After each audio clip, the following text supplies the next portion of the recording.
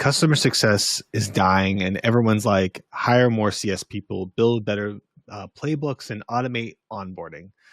I don't think we should do that. You know why we shouldn't do that? Because the whole problem is that customer success teams are not best positioned as the solution, at least right now. They're good at account management. You can build effective, CSM teams, CS teams that help you with retention, expansion, and there are lots of increasingly piles of companies that do exactly that. Lots and lots and lots. But that's not going to save customer success.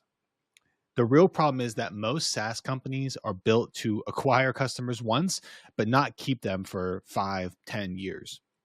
And Bob Mathers just dropped this on LinkedIn. He posted about this, and I want to talk about it.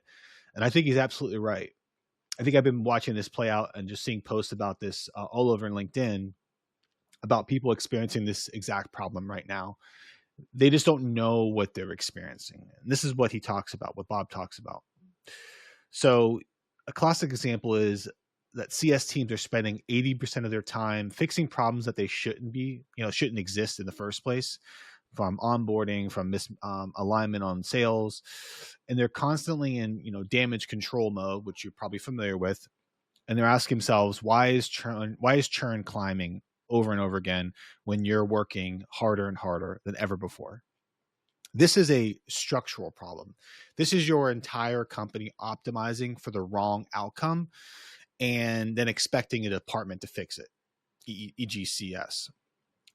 And I think that's why I'm here to tell you that if you're going to look for a place where companies can multiply their retention, that's where you look, fixing the structural problem itself, which is what Bob talks about in his posts. And he gives some ideas of how to do that.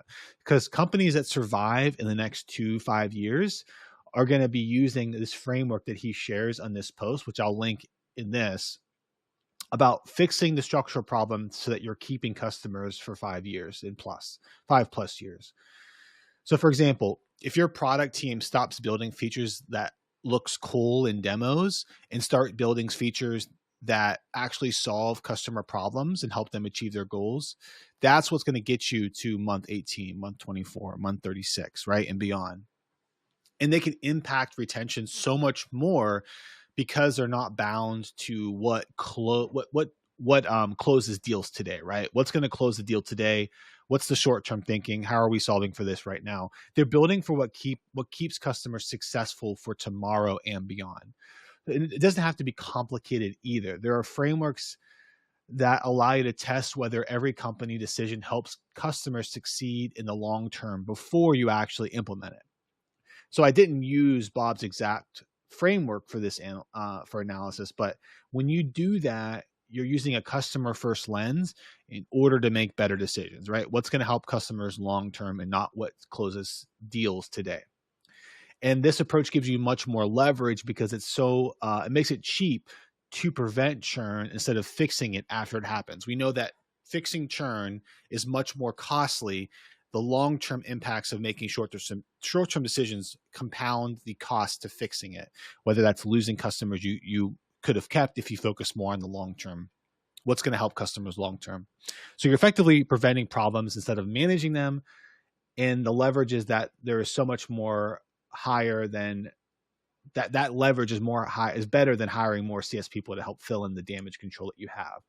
And look, I love that we're investing in CS teams where they work, and we're going to get better results from CS if we actually fix the structural problem. That's the key, is fixing these is going to help CS be positioned as not a cost center, but an asset to the company. And that's the part where most CS companies are sleeping on right now. So Bob's framework, which he talks about, focuses on every department and asks if we had to keep every customer for 5 years, what would we do differently versus closing deals today? So your marketing team stops targeting everyone with a credit card, right? And starts finding customers who actually succeed. Your sales team stops closing deals at any cost and starts qualifying for long-term fit. Your product team stops building for demos and starts building for month 24 retention. That's when customer success transforms from damage control to growth acceleration. And this is something you want to learn about. I definitely recommend to read Bob's post, comment on it, because it's definitely a great post. Now, I'm not going to explain everything here, but I think it's just super helpful stuff. And I just wanted to call that out. And if you have any thoughts, please post it in the comments. But wanted to share this today.